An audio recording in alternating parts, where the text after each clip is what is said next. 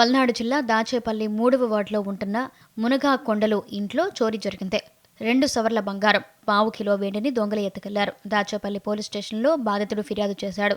తాళాలు వేసి ఉన్న ఇళ్లని దొంగలు టార్గెట్ చేస్తూ ఉండడంతో ప్రజలు భయపడుతున్నారు.